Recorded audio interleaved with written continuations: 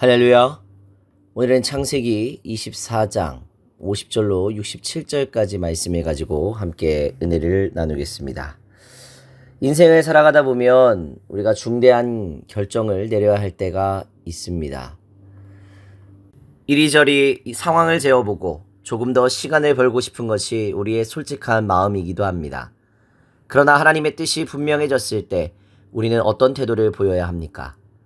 오늘 말씀은 아브라함의 종이 이삭의 아내 리브가를 찾는 과정의 결론적 부분을 보여줍니다. 하나님의 섭리를 깨달은 리브가와 그 가족들의 결단을 통해 하나님의 일과 약속을 그저 관망하는 것이 아니라 삶으로 순종하는 것이 무엇인지에 대해서 함께 은혜를 나누고자 합니다.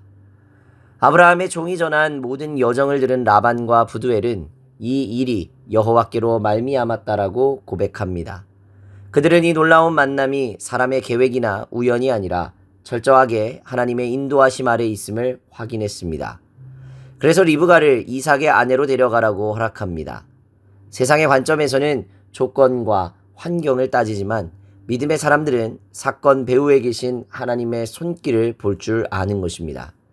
이 일이 여호와의 명령대로 이루어져야 할 것이라는 것을 인정하는 것, 이것이 바로 순종의 첫 걸음이 됩니다. 결혼을 허락했지만 막상 딸을 멀리 떠나보내려니 가족들은 아쉬운 마음에 열흘쯤 더 머물기를 요청합니다. 인간적으로는 너무나도 당연한 미련입니다. 그러나 종은 하나님께서 길을 형통케 하셨으니 지체할 수 없다고 단호히 말합니다. 이때 리브가에게 의사를 묻자 그녀는 단 1초의 망설임도 없이 내가 가겠나이다 라고 응답합니다. 이것은 본토 친척 아비집을 즉시 떠났던 아브라함의 굳센 믿음과 비교될 만한 놀라운 결단입니다. 하나님의 인도하심을 확신했다면 머뭇거리거나 세상을 향해 뒤돌아보지 않는 것이 하나님의 백성이 가져야 될 합당한 태도입니다. 즉각적인 순종으로 길을 나선 리브가에게 가족들은 천만인의 어머니가 될지어다, 내 후손이 원수의 성문을 얻을지어다 라고 축복합니다. 이 축복은 일찍이 하나님께서 아브라함의 순종에 응답하여 주셨던 위대한 언약을 그대로 상기시킵니다. 리브가의 결단은 결혼을 넘어 하나님의 구원의 역사를 이어가는 축복의 통로가 되었습니다. 저물 때에 들에서 묵상하던 이삭과 마침내 도착한 리브가의 시선이 마주치는 이 아름다운 장면은 하나님께서 얼마나 세심하고 세밀하게 하나님의 백성을 섭리하고 계신지를 암시해주는 아름다운 장면입니다. 우리 교회는 복음의 근본 위에 굳게 서는 교회가 되기 위하여 기도하고 있습니다. 그렇게 되기 위해서는 리브가와 같은 단호한 순종이 필요합니다. 세상의 방식은 적당히 타협하고 열흘쯤 더 머물며 내 안락을 추구하라고 유혹합니다. 그러나 복음의 능력을 체험하는 것은 하나님의 뜻을 안 순간 머뭇거림 없이 내가 가겠습니다 라고 결단하는 데 있습니다.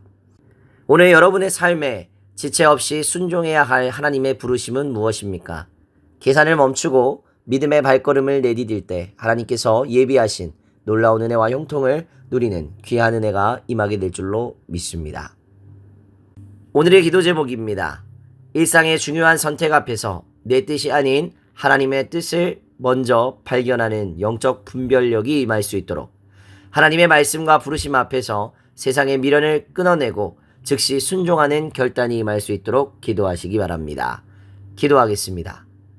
우리의 길을 늘 형통하게 하여 주시는 하나님, 세상의 미련과 인간적인 계산 때문에 하나님의 부르심 앞에서 머뭇거리고 지체했던 우리의 연약함을 용서하여 주시옵소서.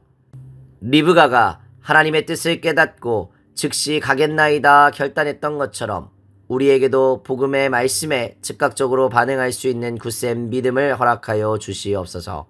우리 세움교회가 세상의 유혹에 타협하지 않고 오직 복음의 근본 위에 굳게 서서 하나님의 언약을 이루어가는 거룩한 통로가 되게 하여 주시옵소서. 감사드리며 거룩하신 우리 구주 예수 그리스도의 이름으로 기도하옵나이다. 아멘.